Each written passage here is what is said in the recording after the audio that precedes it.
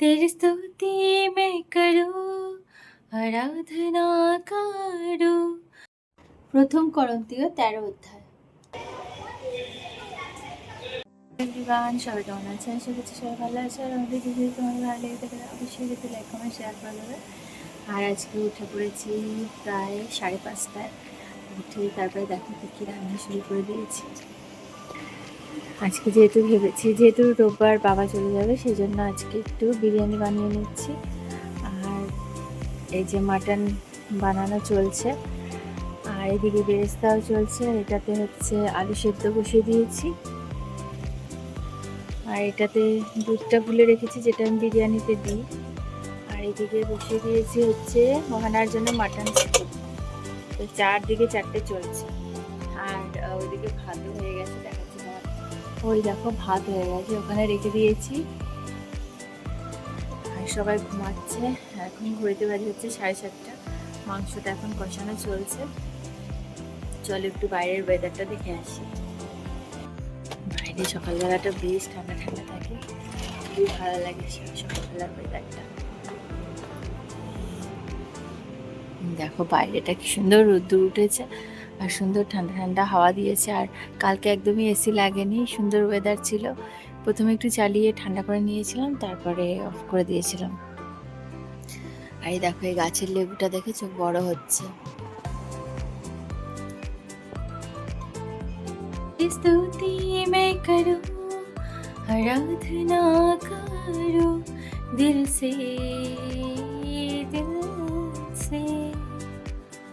तेरी स्तुति मैं करूं, आराधना करूं दिल से।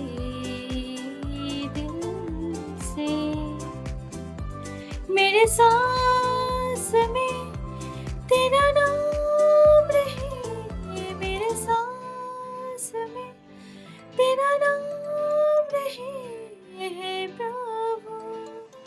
तू ही तू, तेरी स्तुति मैं करूं, आराधना करूं दिल से।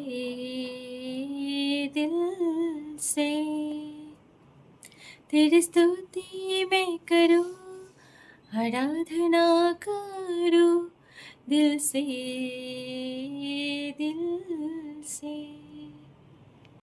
প্রথম করন্থীয় 13 অধ্যায়। যদি আমি মনুষ্যদের এবং দূতগণেরও ভাষা বলি, কিন্তু আমার প্রেম না থাকে, তবে আমি শব্দকারক পিত্তল ও ঝমঝমকারী করতাল হইয়া পড়িয়াছি। আর যদি ভাববাণী প্রাপ্ত হই ও সমস্ত নিগূঢ় তত্ত্বে সমস্ত জ্ঞানে পারদর্শী হই, এবং যদি আমার সম্পূর্ণ বিশ্বাস থাকে যাহাতে আমি পর্বত স্থানান্তর করিতে পারি, কিন্তু আমার প্রেম না থাকে, তবে আমি কিছুই নহি। আর যথা সর্বস্ব যদি দরিদ্রদিগকে খাওয়াইয়া দিই এবং পোড়াইবার জন্য আপন দেহ দান করি, কিন্তু আমার প্রেম না থাকে, তবে আমার কিছুই লাভ নাই। প্রেম চিরসহিষ্ণু, প্রেম মধুর, ঈর্ষা করে না, প্রেম আত্মশ্লাঘা করে না, গর্ব করে না, অশিষ্টাচরণ করে না, স্বার্থ চেষ্টা করে না, রাগিয়া ওঠে না, অপকার গণনা করে না, অধার্মিকতায় আনন্দ করে না, কিন্তু সত্যের সহিত আনন্দ করে, সকলে বহন করে, সকলে বিশ্বাস করে, সকলে প্রত্যাশা করে, সকলে ধৈর্যপূর্বক সহ্য করে। প্রেম কখনো শেষ হয় না, কিন্তু যদি ভাববাণী থাকে তাহার লোপ হইবে, যদি বিশেষ বিশেষ ভাষা থাকে সেই সকল শেষ হইবে, যদি জ্ঞান থাকে তাহার লোপ হইবে। কেননা আমরা কতক অংশে জানি এবং কতক অংশে ভাববাণী বলি, কিন্তু যাহা পূর্ণ তাহা আসিলে যাহা অংশমাত্র তাহার লোপ হইবে। আমি যখন শিশু ছিলাম তখন শিশুর ন্যায় কথা কহিতাম, শিশুর ন্যায় চিন্তা করিতাম, শিশুর ন্যায় বিচার করিতাম। এখন মানুষ হইয়াছি বলিয়া শিশু ভাবগুলি ত্যাগ করিয়াছি, কারণ এখন আমরা দর্পণে অস্পষ্ট দেখিতেছি, কিন্তু তৎকালে সম্মুখাসম্মুখে হইয়া দেখিব।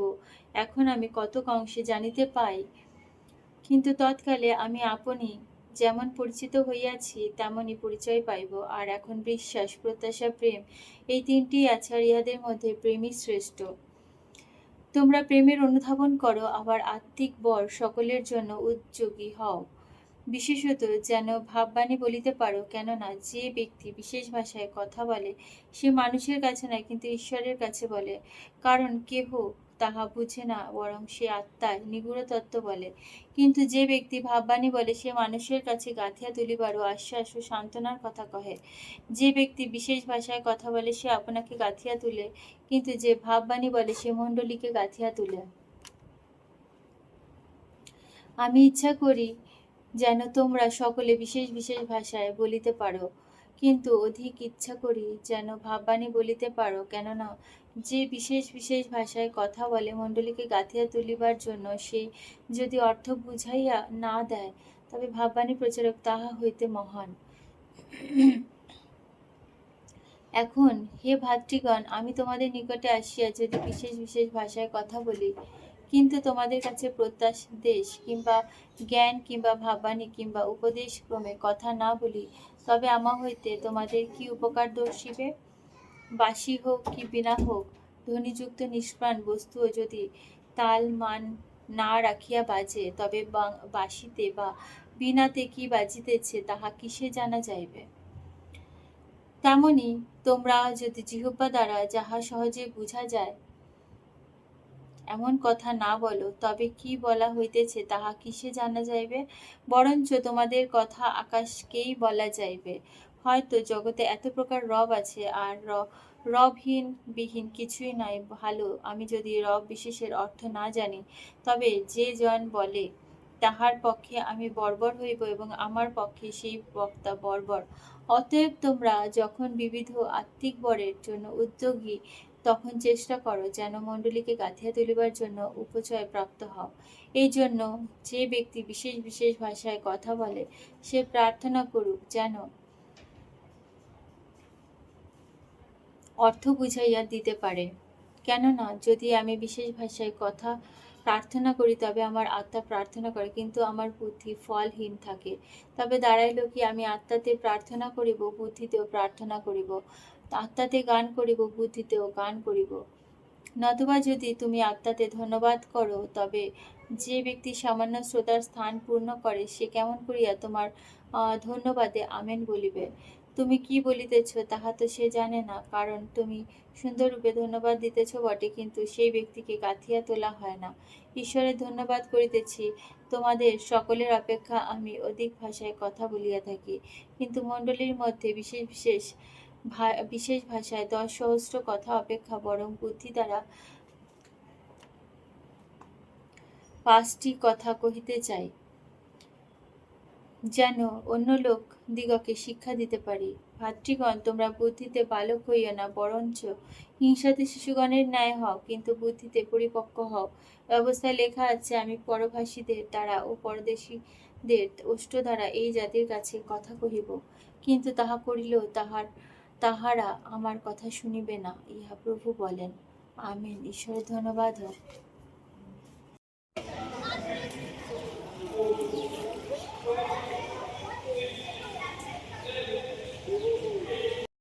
ক্লাস থেকে ফিরছি।